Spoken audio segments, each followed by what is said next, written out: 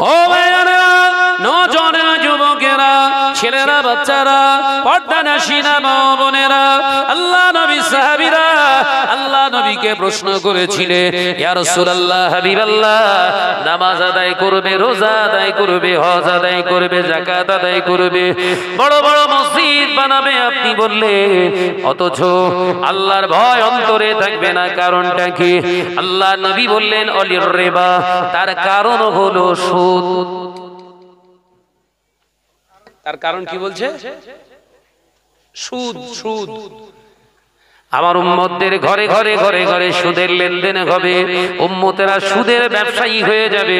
উম্মতের ঘরে ঘরে সুদের লেনদেন যখন শুরু হয়ে যাবে, উম্মত নামাজ আদায় করবে, রোজা আদায় করবে, হজ আদায় করবে, যাকাত আদায় করবে, ওর কোনো ইবাদত আল্লাহর দরবারে আর কবুল হবে না। ও নওজওয়ানেরা, যুবকেরা, ছেলেরা, বাচ্চারা, সমাজে আজকে সেটাই আমরা দেখতে পাই, পরিলক্ষিত হচ্ছে সমাজের বুকে, সেটাই আমরা দেখতে পাচ্ছি। একজন হারামখোর, এলাকার টপার সুদখোর, হারামখোর মেরে কেটে বড় হয়েছে বাবা। ওই হারামখোরটা এলাকার মসজিদের এখন সভাপতির পদ দখল করে আছে। কথা বলছেন না কেন? মসজিদের সেক্রেটারি হবে কে? এলাকার টপ র‍্যাঙ্কের বেনামাজি।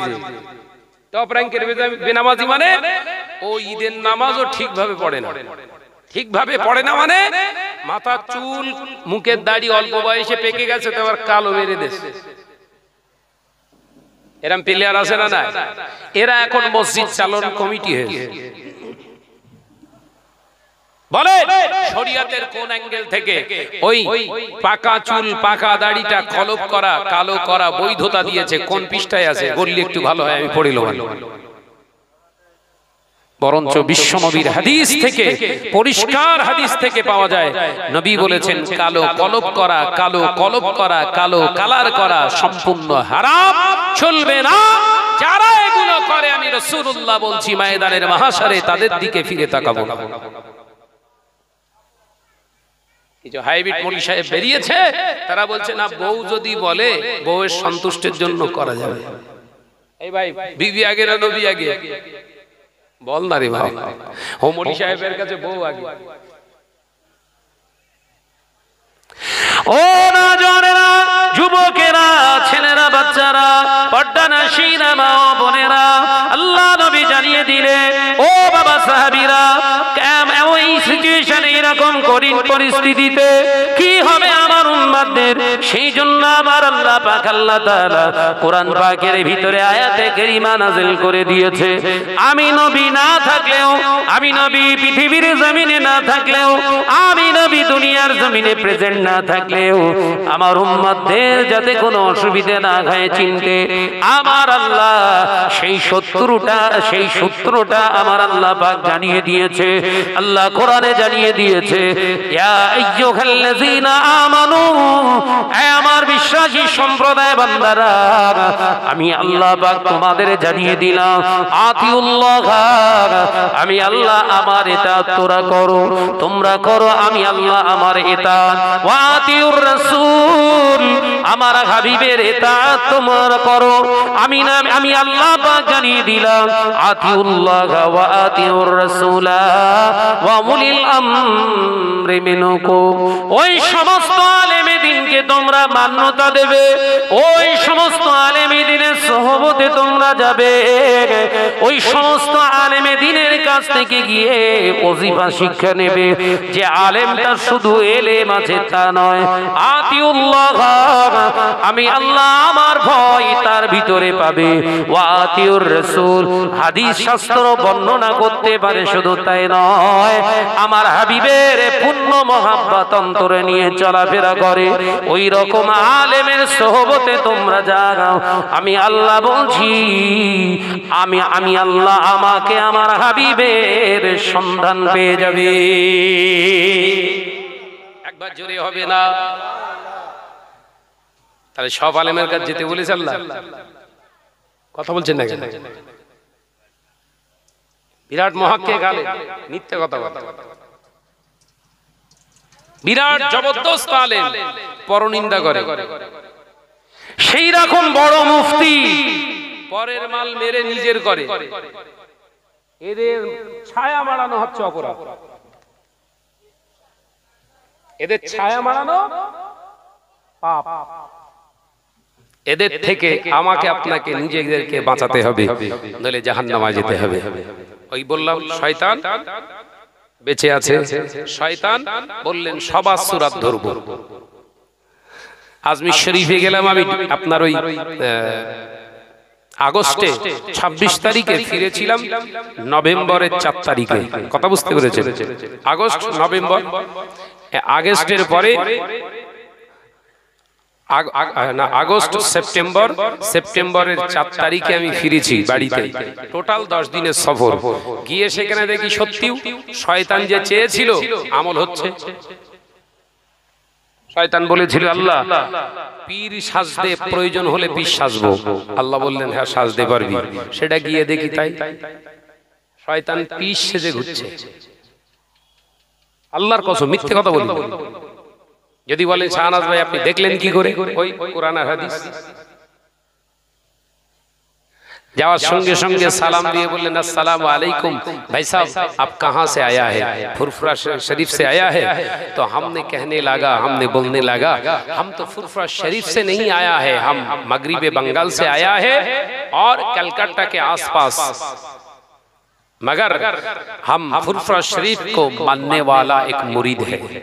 একবার জোরে বলুন। কিন্তু আপনারা গেলে কি বলবেন? আপনারা জিজ্ঞাসা করলেন আপ কাহা সে আয়ে? ফুরফুরা শরীফ সে। হ্যাঁ কাজ হয়ে গেছে বলেন, কথা বুঝতে পারেন? আপনি তো ফুরফুরা শরীফ থেকে জানেন, গেছেন তো ভেবিয়া থেকে, কিন্তু ও বললো জিজ্ঞাসা করলো ফুরফুরা শরীফ থেকে এসেছেন? আপনি বললেন হ্যাঁ হ্যাঁ হ্যাঁ, তার মানে হ্যাঁ হ্যাঁ আপনার বাড়ি ফুরফুরায়। তাহলে মিথ্যা থেকে স্টার্ট হলো। জিজ্ঞাসা করছে কে? পীর। আর দুটো একটা বলবো, এগুলো ক্লিয়ার হন, নইলে সমাজ আগামী দিন, এমনি তো গেছে, আগামী দিন বাঁচতে পারবেন না। যে তারপরে হাতটা ধরে মুসাফা করতে চাইলো, আমি মুসাফা করলাম, ঠিক है भाई साहब ठीक है, मुसाफा नहीं करना चाहिए, अभी इसी वक्त हम तुम्हारे साथ मुलाकात किया है अल्हम्दुलिल्लाह, बस मुसाफा नहीं करना। हाथ दिलुम ना हुई, आइए आइए जनाब आइए। भीतर ढुके निये गिए क्या चाहिए, फुल चादर, বুঝতে পারছেন না নাকি? শয়তানের সূরাত দেখেছেন? হুজুরি কাজ করছে বলো, হুজুরের কাজ করছে। তখন আমি বললাম हम तो फुरफुरा शरीफ के हम मांगने वाले हैं, इसीलिए हम वो नहीं चाहते हैं, वो हमारे लिए जायज नहीं है। हमारा जो मशाइख है, पीर है, बुजुर्ग है, वो हमारे लिए जायज नहीं किया है, इसलिए हम नहीं लेते हैं। फूल और चंदर हम नहीं लेते हैं। ठीक है ठीक है, आइए हम दुआ मांग लेते हैं। पीर लिए যাচ্ছে কোথায়? হুজুরের দরবারে দোয়া করবে উনি, উনিকে যার দাড়ি নেই, ওই পীর দোয়া করবে আমার জন্য। তখন নিজের মাথায় নিজের জুতো মারতে ইচ্ছা করছে, যে সালামের জবাবটা দেওয়াটা আমার মনে হয় ভুল হয়ে গেছে। নিয়ে গেলেন, আমি বললাম ভাই সাহেব दुआ मांगने को जो तरीका है हम जानते हैं, दुआ করার যে সিস্টেম আমি জানি, আপনার বলতে হবে না, আমি হিন্দিতেই ওর সঙ্গে কথা বলছি। ঠিক আছে ঠিক আছে, আইয়ে। তো পাশে কিছু মানুষ এই আমাদের উত্তর 24 পরগনা থেকেই গিয়েছে, তারা সব গিয়ে তাদের জন্য দোয়া করছে। ইয়া খাজা তেরে দরবার মে আয়া है उसकी झोली भर दे देना। আর যারা দাঁড়িয়ে আছে বলছে আমিন। শয়তান কাজ করে ফেলে বলে ইয়া খাজা তেরে দরবার মে আয়া है इसको झोली भर दे देना। তার মানে অর্থ কি? খাজা হুজুর আপনার দ্বারে এসেছে, আপনি এনার মনের যত রকমের কামনা আছে সব পূরণ করে দেন। জোরে বলুন নাউজুবিল্লাহ। ডাইরেক্ট শিরক। তাহলে পীর পীর দরগার খাদেম কাজ করছে কার? এই আলোচনা বুঝতে পারে না বোধহয়। কাজ করছে কার? মিশন চালাচ্ছে শয়তানের। সাবধান হওয়ার দরকার আছে না? না, এখন আপনি যদি বলেন না ভাইজান ও বিরাট আলেম, কোন আলেম যদি সমাজের বুকে এরকম বলে ওই ব্যক্তিটা খারাপ, যদি ভালো থাকতে আমি আছি তাহলে জানবেন এই আলেমটার ভিতরেও শয়তান কাজ করছে। যে অপরকে খারাপ বলে নিজেকে ভালো সাধু সাজানোর ধান্দা নিজের ভিতরে প্রতিষ্ঠিত করে, এই আজ যাই হোক আল্লাহ ওয়ালা নয়। এই কথা মাথায় ঢুকছে না। আল্লাহ ওয়ালাদের সবথেকে বড় খাসলাত হলো খারাপ হোক আর ভালো হোক অন্যায় থেকে নিজের জীবনকে বাঁচায়, পাশাপাশি অন্যায় কাজ থেকে মানুষদেরকে বাঁচার জন্য তাকিদ নসিহত করে। একবার জোরে বলুন, একবার জোরে বলে। তাহলে আমি শাহানাত যখন বলবো খারাপ, এটা হচ্ছে গীবত। রাসূলুল্লাহ বললেন আল গীবাতু আশাদ্দু মিনাজ জিনা, যারা পরচর্চা করে পরের সমালোচনা করে এরা জিনাখোরের থেকে খারাপ, আশাদ্দু তার থেকে নিকৃষ্ট। তাহলে হুজুর না বলো, হাদিসের আলোকে আলোকিত করছে, অসুবিধা হচ্ছে নাকি? বাইরে কথা বলছি যে তাহলে একজন আলেম যখন অপরকে সমালোচনা করে পিছনে কথা বলে, আর যাই হোক আপনি মনে করবেন আলেম, কিন্তু ওর ভিতরে বিরাজ করছে শয়তান, ওর কাছে আল্লাহ আল্লাহ রাসূল পাওয়া সম্ভব নয়। বিশ্বনবীর আদর্শ কোনটা? শুধু নামাজ পড়ে, শুধু টুপি পরে আর জুব্বা পরে ঘুরলেই বোধহয়, আর শুধু আঙুলের ডগায় চুল দিয়ে ফুসফুস করে জিব্বার করে চাটলেই বোধহয় বিরাট বড় হুজুর হওয়া যায় না? শয়তান বললেন আমার যত রকমের কৌশল আছে সব ইউজ করবো, এদেরকে জাহান্নামী করবো। আল্লাহ বললেন তোর যত রকমের প্রভাকাণ্ড আছে তুই চালা, কিন্তু আমি আল্লাহ আমার নাম রেখেছি ইয়া গফুর। সুবহানাল্লাহ বলে, একবার জোরে বলবেন না? তোর যত রকমের প্রভাকাণ্ড আছে তুই চালা, সব শেষে উম্মাত যদি একবার নিজের জায়গা থেকে বুঝতে পারি এটা আমার অন্যায় হয়েছে, আমি আল্লাহ বলছি একবার শুধু তুবু ইলাল্লাহি তাওবাতান নাসুহা, খুলুসিয়াতের নিয়তে একবার ফিরে আসবে। তওবা মানে কি? প্রতিজ্ঞাবদ্ধ হয়ে ফিরে আসা, ব্যাকে চলে আসা। আমি আল্লাহ বলছি ইন্নাল্লাহা ইয়াগফিরুয যুনুবা জামিআ ইন্নাহু হুয়াল গফুরুর রহিম। একবার জোরে বলে, একবার জোরে বলে। ওর জীবনের সমস্ত জমাকৃত গুনাহগুলোকে আমি আমার ক্ষমাশীল নামের ওসিলায় maaf করে দেব। ইবলিস তখন মাথা চুলকে বলছে আল্লাহ ওইটা, বলে তুই তো বললি তিনটে চাইবো। ফেরেশতা জিবরাইল আলাইহিস সালামকে আল্লাহ বললেন কিছু বুঝতে পারলে? জিবরিল আমি কি বলেছিলাম? আজ ভুলে যাচ্ছেন নাকি? ও জিবরিল তোমাকে আমি বলেছিলাম হবে না, তুমি চেষ্টা করলে 10,000 বছর ইবাদত করেছে। ওই ইবাদতের মূল লক্ষ্য ছিল সমাজে সমাদৃত হওয়া, যেটা ও চেয়েছিল।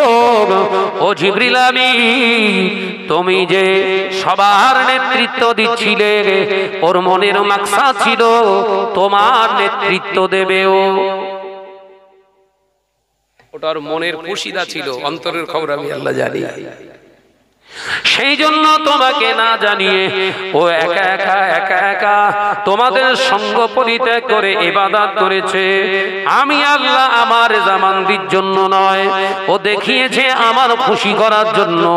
10,000 বছর ইবাদত বন্দেগী করেছে আমার রেজামন্দির জন্য নয়।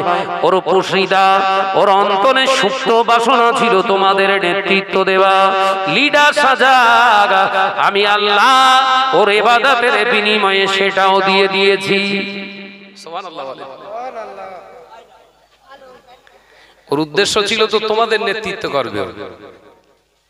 এরকম চাঙ্গা প্লেয়ার এলাকায় সব আমাদের হয়েছে না হয়নি? এই কথা বলছেন না কেন? আমি যেটা বলবো আমার উপরে কথা বললে হবে না, আমি হলাম শেষ। কেন? বড় আলেম।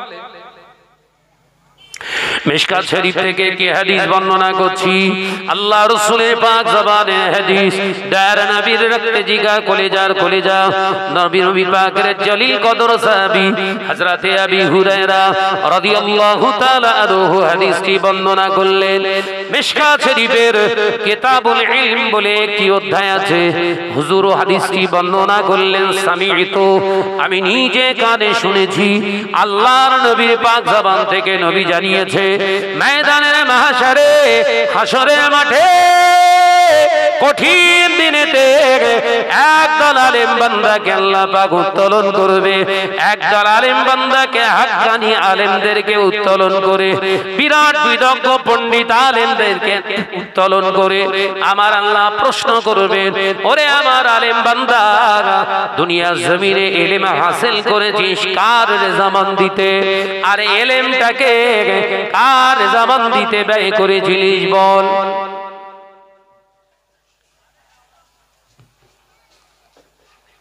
হাদিস, বিশ্বনবীর পাক জবানের হাদিস বর্ণনাকারীকে জলিল কদর সাহাবী, সবথেকে বেশি হাদিস বর্ণনাকারী রাবি সাহাবী, সুবহানাল্লাহ বলবেন না। হযরতে আবি হুরায়রা রাদিয়াল্লাহু তাআলা আনহু বললেন, আমি নিজে কানে শুনেছি, সামি'তু, তার মানে আমার নিজের কানটা দিয়ে রাসূলুল্লাহর পাক জবানের কথাটা আমি শুনে বর্ণনা করছি। একবার জোরে বলবেন না। রাসূল পাক সাল্লাল্লাহু আলাইহি ওয়াসাল্লামের সাহাবী হযরতে আবি হুরায়রা রাদিয়াল্লাহু তাআলা বর্ণনা করছে, রাসূল বলেছে, একদল আলেমকে আল্লাহ পাক ময়দানের মাহশারে দাঁড় করিয়ে তাদের প্রশ্ন করবে, আমার আলেম বান্দা, তুমি ইলম হাসিল করেছিলেন কার সন্তুষ্টির জন্য? আল্লাহর আলেম বান্দা বলবে, আল্লাহ তোমার রেজামন্দির জন্য, তোমার খুশি করার জন্য। এই বান্দা, দুনিয়া জমিনে ইলম মানুষকে বিতরণ করেছিস, অর্থাৎ জ্ঞান উপদেশ দিয়েছিস কার সন্তুষ্টির জন্য? আল্লাহর আলেম বান্দা বলবেন, আল্লাহ তোমার রেজামন্দির জন্য। আমার আল্লাহ পাক বলবেন, তুই হলি মিথ্যুক। এই আলেম বান্দা, তুই হলি কাজ্জাব, তুই হলি মিথ্যুক। ফেরেশতারা বলবেন, আল্লাহ আপনি যেটা বলেছেন বারহাক সত্য বলেছেন, এই আলেমটাই হলো মিথ্যুক। হুজুর ধরা খেয়ে গেছে বলো। আল্লাহ সময় লিপি খুলবেন, কিরামান কাতিবিনা ইয়ালামুনা মা তাফআলুন। ও আমার ফেরেশতাদ্বয়, তোমরা যে আলেমের সঙ্গে থাকতে, আমি আল্লাহ পাক আল্লাহ তাআলা বলছি, এর সব পাণ্ডুলিপিগুলো একটু খোলো। কিরামান কাতিবিনা ইয়ালামুনা মা তাফআলুন। আমরা যেখানে যাচ্ছি, যা খাচ্ছি, যা বলছি, যা দেখছি, যা চলছি, যেখানে যে অবস্থায়, রাতে না দিনে, কোন তারিখে, কোন বারে, সব নোটেড ফর ইউ, নোট হচ্ছে। বিশ্বনবী বললেন, আলেমদের সামনে খুলে দেওয়া হবে, কামতে থাকবে। আল্লাহ পাক আল্লাহ তাআলা বলবেন, ওরে আমার আলেম বান্দারে, শোন, দুনিয়া জমিনে ইলম হাসিল করেছিলিস চাকরি পাওয়ার আশায়, বড় একটা চাকরি পাবো, ভালো রেজাল্ট করব, এই রেজাল্টের বিনিময়ে চাকরি পেয়ে যাব, দুনিয়া জমিনে ইলম হাসিল করব, এলাকায় আমার বড় আলেম আর কেউ হবে না, আমার থেকে আলেম, আমার থেকে বড় আলেম এলাকায় আর কেউ হবে না, সমাজের বুকে সবাই আমার ফতোয়াটা মেনে নেবে, সবার কাছে আমি সমাদৃত হয়ে যাব। আবার যখন স্টেজে আমি বক্তব্য বা লেকচার বা ভাষণ দিতে উঠবো, আমার নামে তাকবীর দেবে, এই তাকবীরটা আমার নামে, জিন্দাবাদটা আমার নামে দেবে, কতই না বিরাট ব্যাপার হয়ে যাবে। এটাই তো ছিল তোর সুস্থ বাসনা। ওরে বান্দা, এবার তোকে আমি আল্লাহ জিজ্ঞাসা করছি, বল, দুনিয়া জমিনে যখন তুই চাকরি পেয়েছিলে, দুনিয়া জমিনে যখন তোকে বিরাট বড় আলেম বলে সমাজে মাইকিং করেছিল, সমাজের বুকে সবাই যখন তোকে জিন্দাবাদ দিত, তোর মনটা আনন্দ হতো না, খুশি হতো না কি বল? আল্লাহর আলেম বান্দা বলবে, হ্যাঁ আল্লাহ। আমার আল্লাহ বলবেন, বান্দা, এটাই তো তুই চাইতেছিলিস, তুই সেটা তো দুনিয়ায় পেয়ে গেছিস, তাই তোর বিরাট ইলমের মূল্য আমি আল্লাহ, আমার কাছে আজকে আর কিছু নাই। ধরা পড়ে গেছে বলে। আমাদের জিন্দাবাদ দিলে, আমাদের নামের আগে যদি বড় বড় হ্যান্ডেল মারে, হ্যান্ডেল বোঝেন তো, আরে ভাই সব লাকা বুঝতে যাচ্ছেন না। হজ করেছি আলাহাজ, মাওলানা পড়েছি মাওলানা, মুফতি পড়েছি মুফতি, কারি পড়েছি কারি, আপনার হাফেজ পড়েছি হাফেজ, আবার ফতোয়া দেই বলে মুফতি। সব দেওয়ার পরে আবার একটা প্রতিষ্ঠান বা মসজিদের সেক্রেটারি, পরিচালক, কথা বুঝাচ্ছে, ডাইরেক্টর, হ্যাঁ সব দিয়েছে। শেষে মালার ভারে বৈরাগী কোতে, কথা বলছেন না কেন? মালার ভারে বৈরাগী কোথায়? হুজুর এরকম দেখতেছে, উফ যা দেশে ইয়ে পড়তি বোধহয় আবার 3 বছর হাফেজ হতে হবে। আমার নজনের যুবকেরা বিরাট জিন্দাবাদ দিল। আল্লাহ বললেন ওই জিন্দাবাদের লাকাব তোর গলায় পরিয়ে তোকে জাহান্নামে দিলাম। এটাই তুই চেয়েছিলিস, তুই দুনিয়ায় তোর এটাই তো তোর কাম্য ছিল, তোর উদ্দেশ্য মাকসাদ তো ছিল এটাই। আর আমার আবু বকর দুনিয়ার জমিনে ইলম সঞ্চয় করেছি। দেখ আমার আবু বকরের লাকাব এত কেউ দিইনি, আমার আবু বকর এত লাকাব দিতে দেয়নি। আবু বকর যখন নাম লিখতো মোহাম্মদ আবু বকর বলে, সিদ্দিকও লিখতো না। তাই আমি আবু বকরকে কবুল করে দ্বীনের আমিরে শরিয়াত বানিয়েছিলাম। একবার জোরে বলে, একবার জোরে হবে না? দাদা পীর রহমাতুল্লাহ আলাইহির আমিরি শরিয়ত লাকাব দিয়েছিলেন কে জানেন? নিজের চাচতো ভাই না, বলো নিজের ভাই না, নিজের শিক্ষা প্রতিষ্ঠানের ছাত্র না। দাদা পীর রহমাতুল্লাহ আলাইহির এই আমিরে শরিয়ত দিয়েছিলেন হাসান আলী বলে একজন সালাফি আকায়েদের আলেম। তার মানে বর্তমান যারা দাবি করছে আহলে হাদিস, এদের লিডার, বিরাট বড় পণ্ডিত আলেম। তিনি বলেছিলেন বাংলার আবু বকর শুধু মুজাদ্দিদ নয়, তিনি হলেন আমিরে শরিয়ত। একবার জোরে বলে, একবার জোরে হবে না? আর আমি শাহনাজের পাশে বসে আমার চাচতো ভাই চেল্লালি, আমি এঙ্কো চুপ করে বসে রয়েছি। দুটো এক করতে পারছেন? দুটো এক করতে পারছেন? পাচ্ছেন না? ও রাজনেরা, মুসাদ্দদ জামান আলেম ছিলেন, বশির আল্লামাইহি আল্লামা রুহুল আমিন সাহেব রাহমাতুল্লাহ আলাইহি, তিনিও আলেম ছিলেন। আল্লামা নিসারউদ্দিন রাহমাতুল্লাহ আলাইহি, তিনিও আলেম ছিলেন। শাহ সুফি মাওলানা আব্দুল জব্বার সাহেব রাহমাতুল্লাহ আলাইহি, তিনিও আলেম ছিলেন। আল্লামা আব্দুল আজিজ সাহেব কনকপুরী রাহমাতুল্লাহ আলাইহি, তিনিও আলেম ছিলেন। হযরত শাহ সুফি আব্দুল মাহবুব সাহেব রাহমাতুল্লাহ আলাইহি, তিনিও আলেম ছিলেন। 18 ভাষায় কথা বলতে পারতেন, 13টা ভাষায় এমএ করেছিলেন। ডক্টর শহীদুল্লাহ, তিনিও একজন আলেম ছিলেন। এত আলেম থাকার পরেও মুজাদ্দিদ জামানের কাছে কেন তারা এসে বায়াত হলেন? এই আয়াতটা আমি বোঝানোর জন্য এবার একটা উদাহরণ দিচ্ছি। আপনার অসুবিধা হচ্ছে না তো বাপ? এইসব ঠিক আছে তো? তাকবীর দেন, নারায়ে তাকবীর। ও এজা তাকবীরের যুদ্ধ মনে হয় এক্ষুন খিচুড়ি দিলি ভালো হয়। আমার সঙ্গে থাকতে গেলে একদম চাঙ্গা হয়ে থাকতে হবে, বুঝতে পেরেছেন তো? যে প্রাণ খুলে তাকবীর দেন, নারায়ে তাকবীর। আর কি জোরে হয় নারায়ে তাকবীর। মহব্বতের সঙ্গে দরুদ আল্লাহুম্মা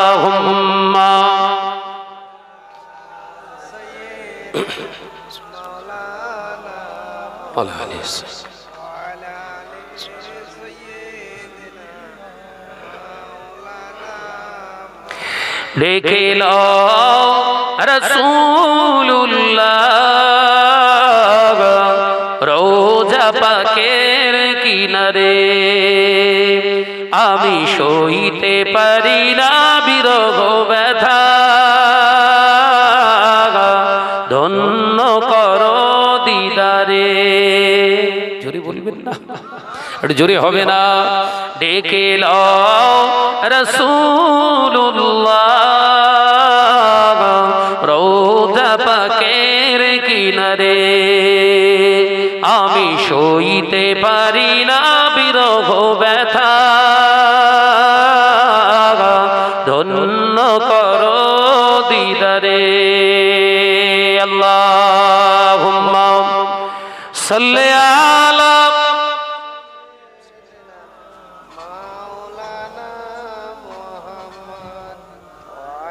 وعلى آله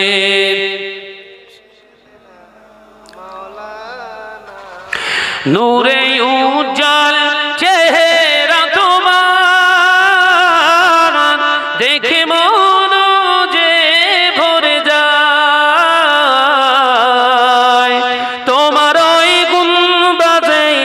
নজরা দেখে ঈমানও বেড়ে যায়। জোরে হবে না? নারায়ে তাকবীর। দেখে লও রাসূলুল্লাহ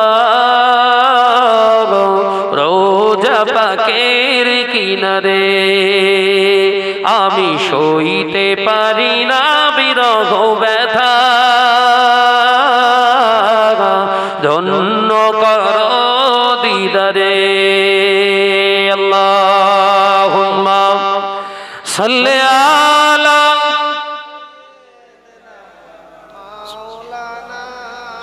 মাশাআল্লাহ, আরেকটু জোরে ওয়ালা আলি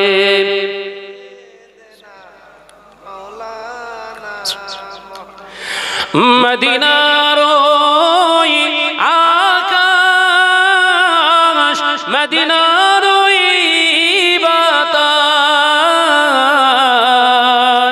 মদিনার ওই আকাশ, মদিনার ওই বাতাস, মদিনার ওই জবালে উহুদ তোমাকেও সালাম জানাই। একবার জোরে হবে না? ডেকে লও রাসূলুল্লাহ রোজা পাকের কিনারে, আমি সইতে পারি না বিরহ ব্যথা, ধন্য করো দিদারে। আল্লাহুম্মা সাল্লি আলা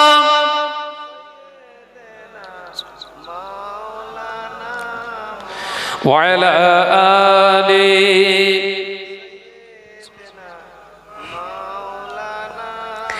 ও বাজানেরা, নওজওয়ানেরা, যুবকেরা, ছেলেরা, বাচ্চারা, আমি আপনাদের বোঝাতে চেয়েছিলাম, আল্লাহ পাক জানিয়ে দিলেন আতিউল্লাহ ওয়া আতিউর রাসূল ওয়া উলিল আমরি মিনকুম।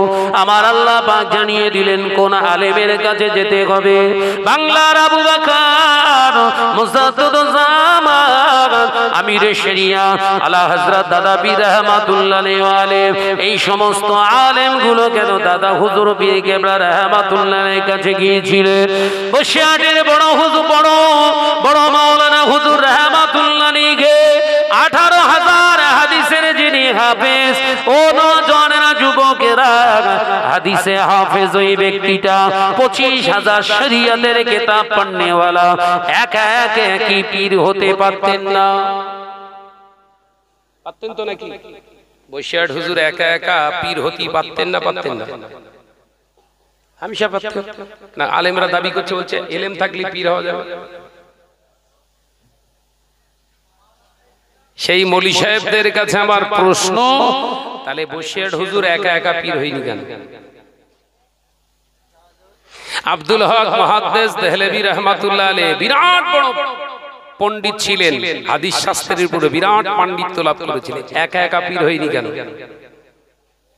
পীরের হাতে হাত দিলেন, পীরের কাছ থেকে বায়াত গ্রহণ করে তরিকা সবক নিয়ে তরিকা মস্ক করলেন, ওজিফা নিয়ে মস্ক করলেন, দিনের পর পীরের কাছে দিনের পর দিন, রাতের পর রাত থেকে লিখিত ভাবে সনদপত্র তুলে দিলেন, তুমি আমার খলিফা। সুবহানাল্লাহ বলেন। আর আমাদের এখন কিছু লিখতেছে, তেঁতুল তলায় পীর বসে দিয়েছে।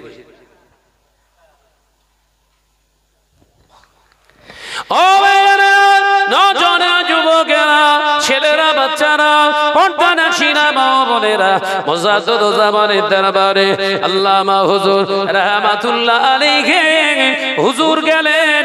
আল্লাহর ওলি মুজাদ্দিদুজ্জামানের দরবারে গেলেন। 18,000 হাদিসের হাফেজ, হাদিসে হাফেজ আল্লামা ইহিদ, আল্লামা বড় মাওলানা রাহমাতুল্লাহ আলাইহি গেলেন। 25,000 শরীয়তের কিতাবের পণ্ডিত আল্লাহর ওলির দরবারে গেলে। আল্লাহর ওলি বহু এর আগে দরবারে গিয়েছিলেন, মুজাদ্দিদুজ্জামানের দরবারে যাওয়ার আগে আরো অনেক পীরের দরবারে গিয়েছিলেন। না না না, রাসূলুল্লাহকে পাইনি। আল্লাহকে সন্তুষ্ট করার জায়গা খুঁজে পায়নি।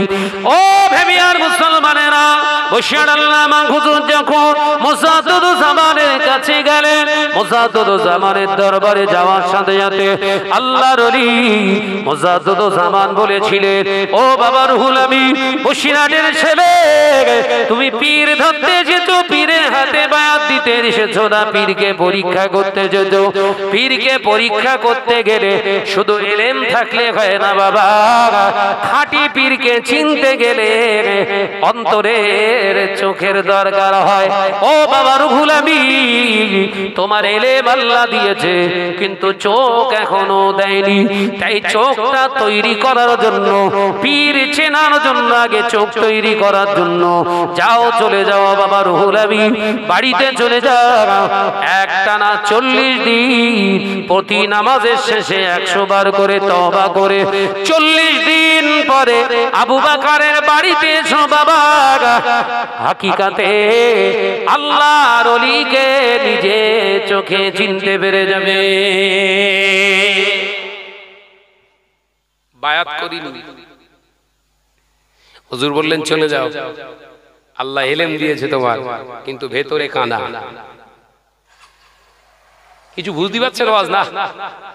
ইলম থাকলেই চোখ আলা হবে নাকি? একে চন্দ্র, দুইয়ে পক্ষ, তিনে নেত্র, চোখ কটা। ও ভাইজানেরা, নওজওয়ানেরা, যুবকেরা, মুসাদ্দুদুজ্জামানের কথা শুনে আল্লামা হুজুর ঠায় হয়ে গেলেন, অবাক হয়ে গেলেন।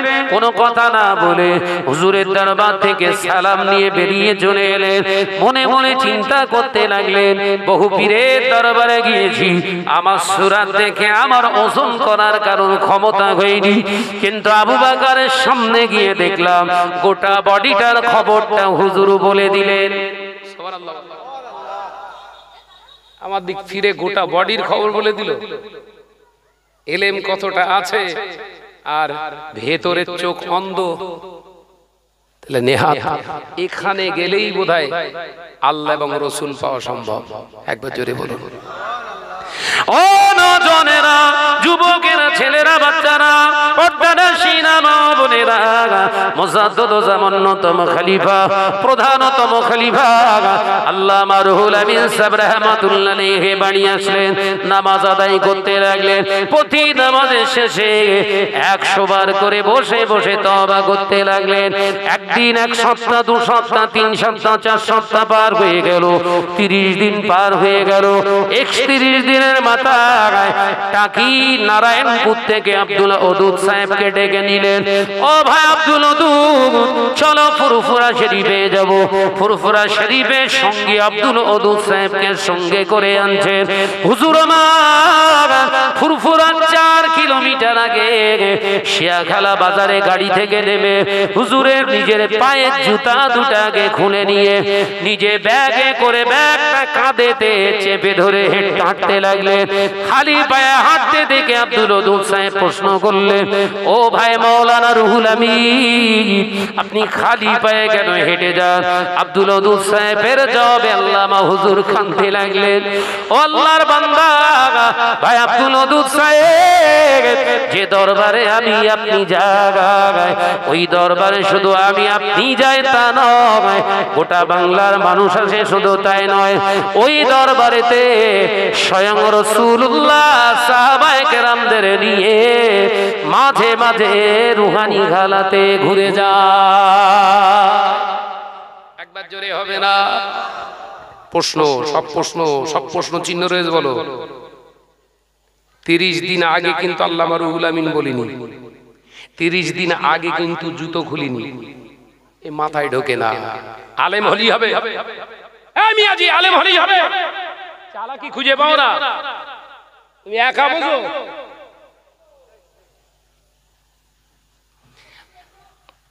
হুজুর বললেন, এই দরবারে শুধু দুনিয়ার মানুষ আসে তা নয়, আল্লাহর নবী এবং সাহাবায়ে কেরামদের নিয়ে মাঝে মাঝে রাসূলুল্লাহ এসে এই দরবারে সাক্ষাৎ দিয়ে যান। জোরে বলেন।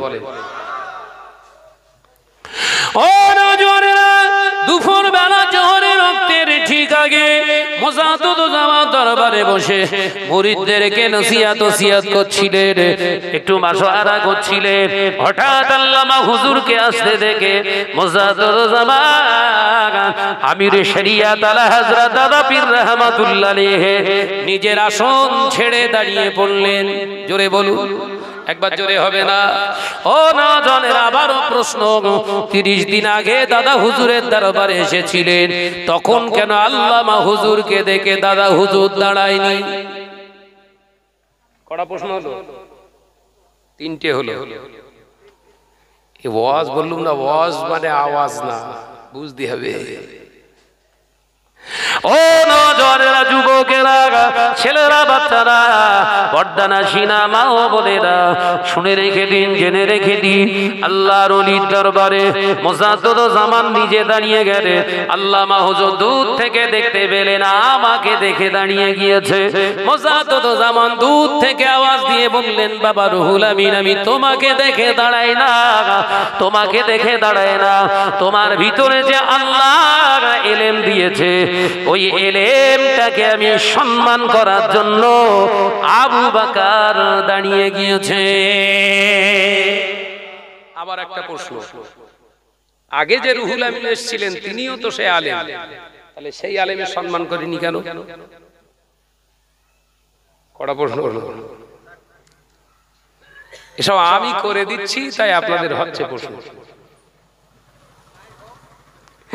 ও নওজওয়ানেরা, যুবকেরা, ছেলেরা, বাচ্চারা, আল্লামা রুহুল আমিন সাহেব রাহমাতুল্লাহ আলাইহি দরবারে এলে মুজাদ্দিদুজ্জামান মুচকে ঘেঁষে জড়িয়ে ধরে বললেন, বাবা রুহুল আমিন, শুনে নাও, জেনে নাও, ও বাবা রুহুল আমিন, আমি তোমার ইলমকে 30 দিন আগে সম্মান করতে পারলাম না, আজকে কেন সম্মান করেছি তোমাকে বলে দিচ্ছি। গতকাল রাতে দিন ও দুনিয়ার বাদশাহ হাবিবুল্লাহ নবী জনাবে মুহাম্মদুর রাসূলুল্লাহ সকলে পড়ি সাল্লাল্লাহু আলাইহি ওয়াসাল্লামের স্বপ্ন যোগে তোমার দিদার হয়েছে, আর ওই স্বপ্নের কথাটা বলতে আসার জন্য আমি আবু বকর তোমাকে দেখে সম্মান করলাম। সুবহানাল্লাহ বলে। এই যারা ষাঁড়ের মতো আমরা চেল্লাচ্ছি, আমাদেরকে প্রশ্ন করুন তো, এত হাদিস বলছেন, এত কোরআন বলছেন, মোবাইলে দেখে দেখে আবার বলছেন নবীর দেখা পেয়েছেন? যদি নবীর না দেখা পান, তাহলে নবীর থেকে আপনার সম্পর্ক ভালো নেই। এই কথা বলছেন না কেন? তুই যত বড় হুনুর বাচ্চা হোস না কেন, ঘরে যেয়ে বসে থাকি যা, মানি না। কথা মাথা ঢুকছে না? তোর ইলম থাকতে পারে, তুই ভালো কোরআন হাদিস পড়তে পারিস, সব ঠিক আছে, রাসূলের সঙ্গে তোর সম্পর্ক ভালো নেই, তার বাস্তব উদাহরণ হচ্ছিস তুই। রাসূলুল্লাহকে এখনো তুই পাসনি, তোর কাছ থেকে রাসূলের প্রত্যাশা করা যায় না। মুজাদ্দিদুজ্জামান দাদা পীর রাহমাতুল্লাহ আলাইহি বলেছিলেন, বাবা 40 দিন তোমার সময় দিয়েছিলাম, তুমি 31 দিনের মাথায় রাসূলুল্লাহকে পেয়ে গেলে, আমি আবু বকরের কাছে এলে, আর সেই নবী পাওয়া আলেমকে আবু বকর সম্মান করবে না, সেই জন্য আমি দাঁড়িয়ে সম্মান করলাম। একবার জোরে বলে, একবার জোরে হবে না? সুবহানাল্লাহ। ভাইরা আমার, নওজওয়ানেরা, সোনার মানিকেরা, তাই আলেম দেখলেই যে সম্মান করতে হবে এটা তা নয়। আলেমের কাছে যান, সোহবতে বসুন, উঠুন বসুন, কথাবার্তা, চাল চলন, খাওয়া দাওয়া লক্ষ্য করুন, ওর ভেতর থেকেই ফুটে উঠবে হক না না হক। এই কথা বুঝতে পারছেন না? ওই গায়ে শুধু ওই আতর মেরে আর বড় জুব্বা পরে ঘুরলি বড় হুজুর না, হতেও তো পারে সারাদিন পায়খানা পেচ্ছাপ করে হয়তো পানি নেই, গা দিয়ে খুশবু বেরোচ্ছে মানে হুজুর। এই কথা বলছেন না কেন? কারণ সে শয়তানের কথাটা বলবেন না।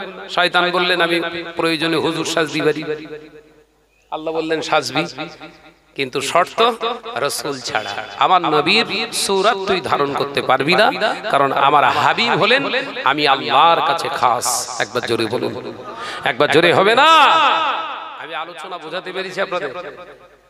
একটা কোরআনের ব্যাখ্যা, আয়াতের ব্যাখ্যা করিস বলে এতক্ষণ 15টা আয়াত লেগেছে? লাগে না, কারণ ওই তরিকাতে তো আল্লাহ কোরআন নাজিল করেননি। 2 ঘন্টা ওয়াজ করব, 2 ঘন্টা আয়াত, আপনার 10টা আয়াত বলা মানে আপনাদেরকে বোকা বোকা বানানো হয়েছে। 10টা আয়াত আমি এখন যদি বলি হামেশাই আলহামদুলিল্লাহ আমি সহজেই আপনাদের অনুবাদ দিয়ে চলে যেতে পারবো। ফায়দা জিরো, আপনারা কিচ্ছু পাবেন না। নেকি পাবেন, বাঁচার রাস্তা খুঁজে পাবেন না।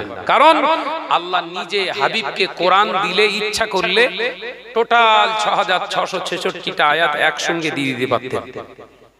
পারতেন তো? কেন 23 বছর ধরে ঠেললেন আল্লাহ? আল্লাহ তো ক্ষমতা ছিল না, ছিল কথা বলছেন না কেন? আলহামদুলিল্লাহ, খুব ভালো। আল্লাহ আল্লাহ শুধু ইচ্ছা করবে কোন ফায়াকুন, কোন হও ফায়াকুন, সাথে সাথে হয়। একবার জোরে বলুন, একবার জোরে হবে না সুবহানাল্লাহ? সেই আল্লাহ নিজে হাবিবের সিনাতে কোরআন একটু একটু করে দিলেন, এত এত দিলেন না। তাহলে আমরা আলেমেরা এসে 2 ঘন্টা হোক, 1.5 ঘন্টা হোক, 2.5 ঘন্টা হোক, 3 ঘন্টা হোক ওয়াজ করছি যখন, অন্তত আমাদের বুঝে ওয়াজ করা দরকার। যে আমি 16 বছর পড়াশোনা করে তবে এই কোরআনের আয়াতের ব্যাখ্যা অনুধাবন করতে পেরেছি, তাও সঠিক না, সঠিক কিনা তাও জানি না। আর এরা জীবনে কোনোদিন আমার সামনে যারা বসে রয়েছে এরা জীবনে কোনোদিন মাদ্রাসার চৌকাটে পা দেয়নি। তাহলে এদের কাছে 10টা আয়াত ব্যাখ্যা দেয়া মানে এরা সব ডুবে মরবে। 16 বছর আমার কেটেছে শুধু পড়াশোনার লাইফে, আপনারা তো একদিন মাদ্রাসায় পড়েন না, কথা বলছেন না কেন? এটাই হচ্ছে সমাজের চশমা, কাজ করছে দেখছি, তবে ভাই সামনে পেলে ছাড়ি না। ও আপনি যত বড় সাহেবের বাচ্চা হন না, কাউকে তোয়াক্কা করে শাহানাত চলে না। আমার নজনের যুবকেরা তাই একটু অনুধাবন করে চলার চেষ্টা করুন। একটা আয়াতের সঠিক মূল্যায়ন করে আজকে এই নিয়েতে বাড়িতে তুই যান যে যে আয়াতটা শুনলাম এই আয়াতের সঠিক মূল্যায়নটা আজকে আমি আমার হৃদয়ে গেঁথে নিলাম। আগামী দিন থেকে যতদিন আল্লাহ হায়াতে রাখবে আয়াতের উপরে আমার জীবনটা চালনা করতে হবে। এই নিয়েতে গিয়ে বাড়িতে যে এখন শয়ন কক্ষে শুয়ে যান, শুয়ে পড়ুন, ফজরের ওয়াক্তে উঠে ফজরের নামাজটা আদায় করুন।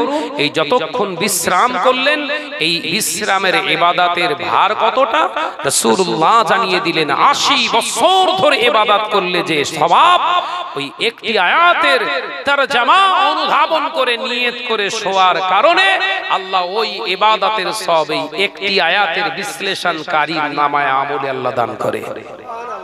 একবার জোরে হবে না? মাথায় ঢুকলো? তাহলে এত লেভেল না একটা লেভেল? একটা লেভেল। নসিহত এত নয়। রাসূলুল্লাহ জীবনে হাইয়েস্ট ওয়াজ করেছেন বিশ্বনবী। মুহাদ্দিসিনগণ কিতাবে লিখছে 20 মিনিটের মতো। কত? নবী সবথেকে বড় ওয়াজ ছিল এটাই, হাজ্জাতুল বিদা। বিশ্বনবী শেষ বিদায়ের হজে শেষ ভাষণ ছিল ওটা, 20 মিনিটের মতো। বিশ্বনবী, তাহলে বিশ্বনবী হয়ে 20 মিনিট ধরে তিনি ওয়াজ নসিহত করেছেন, ওটাই হচ্ছে নবীর হাইয়েস্ট বক্তব্য। আমাদের 2 ঘন্টায় কুলোয় না, কথা বলছেন না কেন? তার মানে মাথা মোটা, আমাদের মাথা মোটা। মাথা মোটা কথায় আছে না, মাথা মোটা বকে বেশি, মাথা মোটা বকে বেশি। আল্লাহ আমাদের সকলকে হেফাজত করেন, মূল্যায়ন করে চলার তৌফিক দেন, বলুন আমিন। আরো একটু জোরে বলি আল্লাহুম্মা আমিন। দরুদ শরীফ আল্লাহুম্মা। ফোন করেছিলে? আসে ফোন করেছিল? আরো জোরে পড়ি ওয়ালা আলে।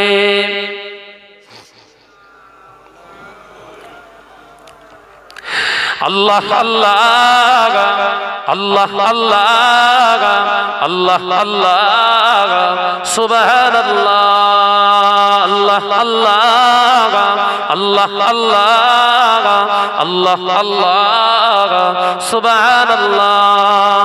ইয়া রহমানু ইয়া রাহিমু ইয়া মালিকু ইয়া কুদ্দুসু আল্লাহ আল্লাহ আল্লাহ আল্লাহ আল্লাহ আল্লাহ সুবহানাল্লাহ। জমিন ও আসমান যা কিছু আছে, জমিন ও আসমান যা কিছু আছে তোমার নামে জিকির করে। আল্লাহ আল্লাহ আল্লাহ আল্লাহ আল্লাহ আল্লাহ সুবহানাল্লাহ। জোরে জোরে লা ইলাহা ইল্লাল্লাহ। পড়ো বাবা পড়ো, লা ইলাহা ইল্লাল্লাহ। পাহাড়ের ঝর্ণা ঝরে ঝরে যায়, পাহাড়ের ঝর্ণা ঝরে ঝরে যায়, তোমার নামে তসবিহ পড়ে আল্লাহ আল্লাহ আল্লাহ আল্লাহ আল্লাহ আল্লাহ সুবহানাল্লাহ। ভোরের পাখি কুহু কুহু ডাকি, ভোরের পাখি কুহু কুহু ডাকি, রবের নামে জিকির করে। জোরে হবে না সুবহানাল্লাহ? আরে কি জোরে হয় না সুবহানাল্লাহ? আল্লাহ আল্লাহ আল্লাহ আল্লাহ আল্লাহ আল্লাহ সুবহানাল্লাহ। জোরে জোরে লা ইলাহা ইল্লাল্লাহ।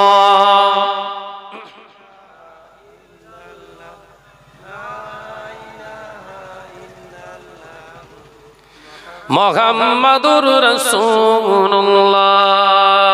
আল্লাহুম্মা সাল্লি আলা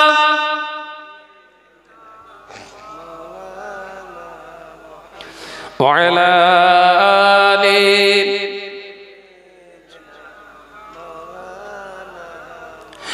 ও মেয়েরা, নজনেরা, যুবকেরা, ছেলেরা, বাচ্চারা, পর্দানশীনা মা ও বোনেরা, আল্লামা হুজুর রাহমাতুল্লাহ আলাইহি মুজাদ্দিদুজ্জামানের কাছে শুধু মুরিদ হয়ে বসে থাকিনি, মুজাদ্দিদুজ্জামানের সঙ্গে তিনি ঘুরেছিলেন।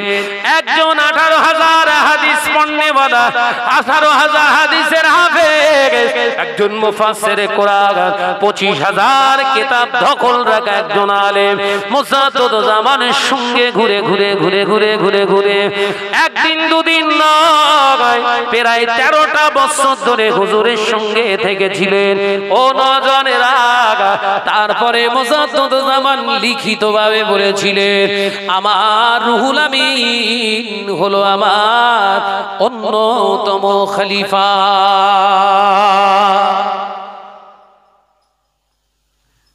আজকে গিয়ে কালকে খলিফা হয়ে আসেনি, আজকে গিয়ে কালকে ওলি হয়ে ফিরিনি, আজকে গিয়ে কালকে পীর হয়ে ফিরিনি। এসব আছে আর আমাদের ভেতরে? শুধু দেখি আমার এলমের থেকে ও হুজুরির এলেম কম, ওর কাছে যেতে হবে, ছোট হয়ে যাবো না?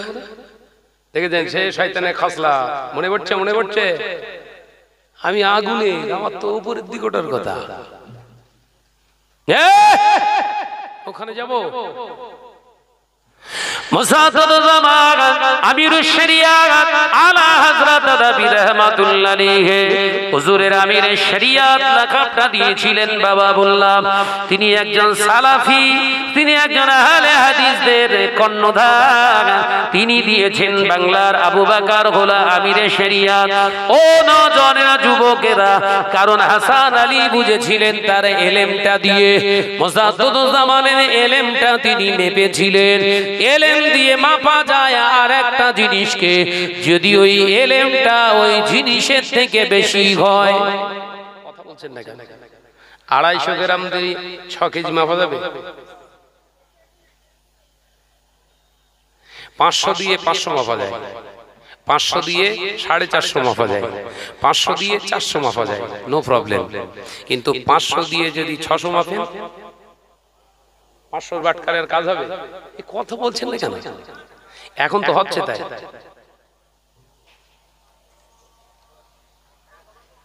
এখন আমি শাহনাজের এলেমটা মাপছে কে?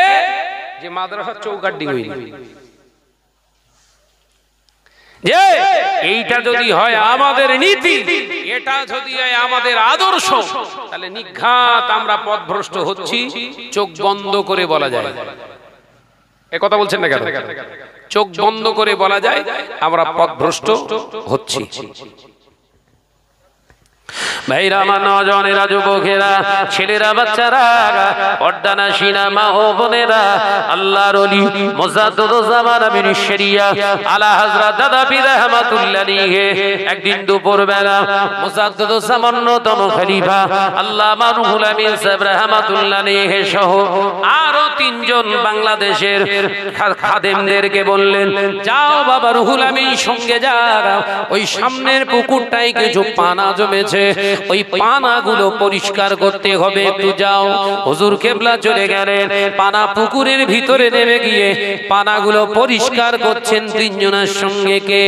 18,000 হাদিসের একজন হাফেজ। সুবহানাল্লাহ বলেন। নমনীয়তা দেখেছেন? বলেছে হুজুর আমি 25,000 কিতাব পড়নে ওয়ালা আলেম, আমার 18,000 হাদিস মুখস্থ রয়েছে, আপনি পানা পুকুর পরিষ্কার করতে দিচ্ছেন? আলোচনা মাথায় ঢুকছে? মুজাদ্দিদুজ্জামান আমিরুশ শরিয়া আলা হযরত দাদা পীর রহমাতুল্লাহ আলাইহি লোক দিয়ে বললেন, যাও যোহরের আযান হয়ে গিয়েছে, সবাইকে ডেকে আনো, সবাইকে ডেকে আনো। মুজাদ্দিদুজ্জামানের কথা মতো গিয়ে বললেন, চলুন, যোহরের আযান হয়ে গিয়েছে, যোহরের আযান হয়ে গিয়েছে, নামাজ আদায় করতে হবে। কারণ আযানটা শোনা যাবে না, কারণ মুখে আযান, মাইকে নয়। এখনো মাইকে হয় না, মুখে আযান। আমি মসজিদই করি, ওখানে 4.5 বছর আমি মসজিদ ছিলাম, ওই মসজিদে, মসজিদে মাদানিয়া মসজিদ, দরবারের সামনে যে মাটির মসজিদ, যে মুখে আযান। ভাইরা আমার, নজনের যুবকেরা, মুজাদ্দিদুজ্জামান লোক পাঠিয়ে দিলেন, যাও ডেকে নিয়ে এসো, জোহরের ওয়াক্ত হয়ে গেছে, নামাজ হবে। গিয়ে ডাকলেন, তিনজন উঠে এসে, আল্লামা রুহুল আমিন উঠছে না। কথা বলছেন, বুঝতে না দেখে? নজওয়ানেরা, যুবকেরা, ছেলেরা, বাচ্চারা, মুজাদ্দিদুজ্জামান আমির শরিয়াত আলা হযরত দাদা পীর রহমাতুল্লাহ আলাইহি জিজ্ঞাসা করলেন, তোমাদের ভাই রুহুল আমিন কোথায় গেল? বড় মাওলানা কোথায় গেল? আল্লাহর ওলি যখন বললেন, ওই সময় বললেন, হুজুর ভাই রুহুল আমিনকে ডেকেছিলাম, উনি বললেন পীর আমায় যাওয়ার অনুমতি দেয়নি, তাই আমি যাব না। একবার জোরে বলেন না। পীর মানা কারে বলে, বুঝতে পেরেছেন? ও নজরেরা, মুজাদ্দিদুজ্জামান নিজে গেলেন, পুকুরের ধারে গিয়ে দেখলেন পানা সব পরিষ্কার হয়ে গিয়েছে। আল্লামা হুজুর কোমর পর্যন্ত পানিতে নেমে ছোট ছোট পানার বাচ্চাগুলো খুঁড়িয়ে খুঁটিয়ে ফেলে দিচ্ছে। আল্লাহর ওলি মুজাদ্দিদুজ্জামান হুজুর আমার পুকুরের ধারে দাঁড়িয়ে লম্বা হাত করে আসমানের দিকে তাকিয়ে হাত উঠিয়ে বলেছেন, আল্লাহ আমার রুহুল আমিনকে দ্বীনের জন্য কবুল করে নিন। আল্লাহ তোমার গায়বী যে ইলম থাকে, ইলমে লাদুন্ন, আমার রুহুল আমিনকে সেই জ্ঞানের অধিকারী বানাও। একবার জোরে বলো। দোয়া চাওয়া লাগে। বৃক্ষ তোমার নাম, ফলে পরিচয়। কোথায় কোথায় তোমার এসব? কার হাতে বায়াত হয়েছো? কার থেকে সবক নিয়েছো? কে তোমায় খলিফা নির্বাচন করেছে? কে তোমাকে পীরত্ব মুরিদ করার হুকুম দিয়েছে? খসড়াগুলো দেখাও। কথা বলছেন না কেন? না, একা একা হয়েছি, একা একা পীর হয়েছে, একটা দৃষ্টান্ত দাও। একা একা পীর জুনায়েদ বাগদাদি মায়ের কাছ থেকে পীর হয়েছিলেন। কথা বলছেন না কেন? বাইজিদ বোস্তামি তানারও পীর ছিল। খাজা গরিবে নওয়াজ তানার পীর উসমান হারুনি। একটা পীরের নাম করো, পীর ছাড়া পীর হয়েছিল। বড় পীর সাহেব হুজুর গাউসুল আজম হযরতে আব্দুল কাদের জিলানী রাহমাতুল্লাহ আলাইহি বাগদাদি হুজুর, তিনি পীর ছাড়া পীর না, তানার পীর ছিলেন তানার আম্মা। একবার জোরে বলে, একবার জোরে হবে না? তোমার পীর কেডা? তোমার পীর বলে মানতে হবে আমার? তোমার আগা পাশা কিচ্ছু নেই, দেখে মনে হচ্ছে আলোকনাথা। আলোকনাথা বোঝেন? আলোকনাথা গাছ কথা ঠিক না বলছে? শেকড় টেকড় কিচ্ছু লাগে না, গাছের মাথায় ফেলে দেন, মাল ওখান থেকে লতা পাতা গজাচ্ছে। ওই গাছটাই নষ্ট করে দেবে। আলোকনাতার জাত এমন জিনিস, ও যে গাছের উপরে হবে ওই গাছের রস শুষে খাবে আর ওই গাছটারে মারবে। আমি কি ভুল বলছি? এরকম সমাজে কিছু বেরিয়েছে আলোকনাতা, এদের থেকে সাবধান থাকে। আল্লাহ আমাদেরকে হেফাজত করেন। পক্ষান্তরে আমার জন্য একটু দোয়া করবেন, আল্লাহ যেন আরো বেশি পড়ার আল্লাহ তৌফিক দেন। বলুন আমিন। আরো জোরে বলি আল্লাহুম্মা আমিন।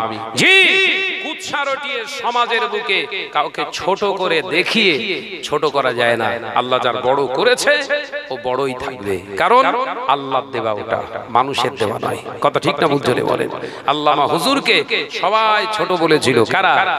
ওই দেহবন্দের আলেমেরা, নোয়াখালীর বড় বড় আলেমেরা মুজাদ্দিদুজ্জামানকে যখন এমনি করে বেদাতি বলে ফতোয়া দিয়েছিলেন, মুজাদ্দিদুজ্জামানের হয়ে ওই মানুষটা ছুটে গিয়ে ফুরফুরায় গিয়ে কাঁদতে শুরু করেছিলেন, হুজুর আপনাকে ওরা বেদাতি ফতোয়া দিয়েছে, আমি রুহুল আমিন বেঁচে থাকতে এটা সহ্য করতে পারবো না, আপনি অনুমতি দেন, ওদের যোগ্য জবাব আমি দিয়ে দেবো। একবার জোরে বলুন না সুবহানাল্লাহ। আপনি বেদাতি নয়, আমি রুহুল আমিন ফতোয়া দেব ওরা কাফের। মুজাদ্দিদুজ্জামান মুচকে হেসে, দেখেন আল্লাহর ওলির চরিত্র দেখেন, আল্লাহর ওলি মুজাদ্দিদুজ্জামান মুচকে হেসে বললেন, বাবা রুহুল আমিন তোমার পীরকে এই কথা বলেছে বলে তোমার খুব কষ্ট হচ্ছে না বাবা? জি হুজুর। হাওয়াও করে কাঁদছে, বলে বাবা কুকুরের কাজ কুকুরে করেছে, কামড় দিয়েছে পায়, তাই বলে তুমি মানব হয়ে কি কুকুরের পায়ে কামড়ানো শোভা পায়? তুমি তো মানুষ, ওরা যদি ভুল করে থাকে তুমি দ্বিতীয় ভুল করো না, তুমি এক কাজ করো, তোমার পীর হক তুমি জানো তো? জি হুজুর। তোমার পীর সত্যের উপরে আছে তুমি জানো তো? জি। তোমার পীর যে খাঁটি কোরআন আর হাদিস থেকে দলিল দিয়ে প্রমাণ করো। সুবহানাল্লাহ। আদর্শ দেখেছে? আর আমি পীর হয়েছি, এরা মিডিয়া লাগিয়ে দিয়েছি, ওই বক্তা বেশি বাড়াবাড়ি করছে, ওর বিরুদ্ধে খিস্তি মার, এক একটা গোষ্ঠী লাগিয়ে রেখে টাকা খরচা করি ওদের পেছনে, কারণ ওরা যেন আমার বিরুদ্ধে কথা না বলতে পারে। যদি কোনো কমেন্ট করে ওই কমেন্টে 10টা তোরা কমেন্ট কর, কিরকম হলো? এটা হক হলো না? না হক? এ কথা বলছে না কেন? সত্য না মিথ্যা? আল্লাহ আমাদেরকে হেফাজত করেন, আল্লাহ আমাদেরকে হেফাজত করেন। বলুন আল্লাহুম্মা আমিন। আসুন সকলে মিলে দাঁড়াই, বিশ্ব নবীর একটু সালাতু সালাম জানাবো। ভাইজান আসবেন না, আসা পর্যন্ত ভাই ভাইয়ের চালাতে হবে, কারণ আমার টাইম নিয়ে আমি চলি শোনা। কথা বুঝতে পেরেছেন? 1 মিনিট লেট করে কোন স্টেজে আমি পা রাখি না, আমার নিয়ম। যদি আপনারা আমাকে ঘৃণা করেন করবেন, কারণ যে আলেমটা সত্য না, ওই আলেমের ওয়াজ শোনা শরিয়াতে বৈধ নেই। কথা বুঝতে পেরেছেন? আসুন সকলে দাঁড়াই, বিশ্ব নবীর একটু সালাতু সালাম দেই। ইয়া নবী কোথায় আছে খবর আছে?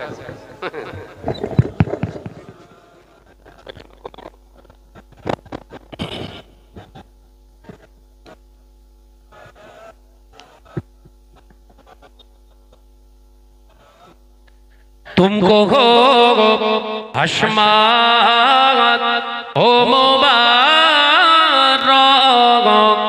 तुमको हो अज़मत ओ मुबारक, तुमको हो रफ़ात ओ मुबारक, तुमको हो उम्मत ओ मुबारक।